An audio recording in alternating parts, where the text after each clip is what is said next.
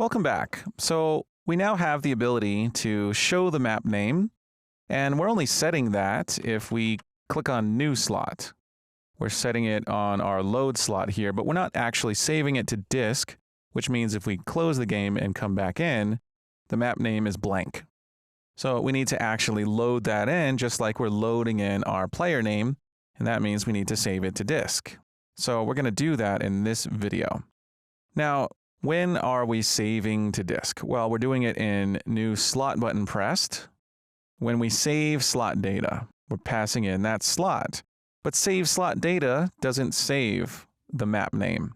Let's go into Aura Game Mode Base and see. We see save slot data here. It creates our save game object. It's cast to a load screen save game, and we're saving in that load screen save game the player name and the save slot status, but not the map name.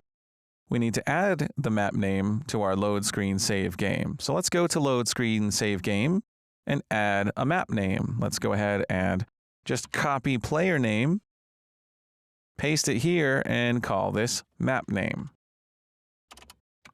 And for the default value, we'll call it default map name, which we should never see because we're always going to save the map name now.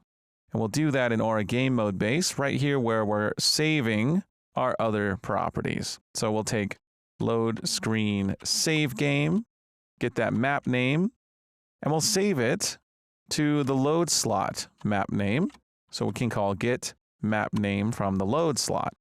So now we're saving it. But what about when we're loading up from disk? We need to do that too. We're doing that in get save slot data, which just returns our load screen save game. We have to harvest that data in our MVVM load screen. So where are we calling that? Right here in load data, we're doing it.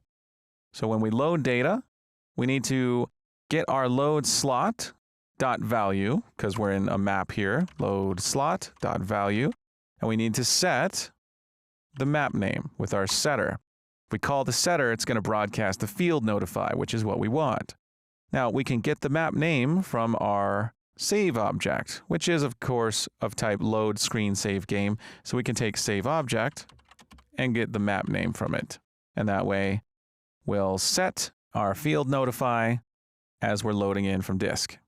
So with that, we can test this out. We can run in debug mode and make sure that we're loading in that map name that we're now saving to disk. Okay, so we can get things open here. We know that our map already has its text map value here bound to the field notify.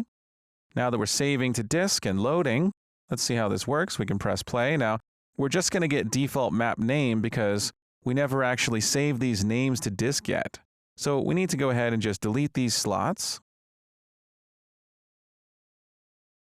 And if we create a new slot, now we see first dungeon. We're setting that. And if we close and come back, first dungeon has been saved to disk and we're loading it from disk.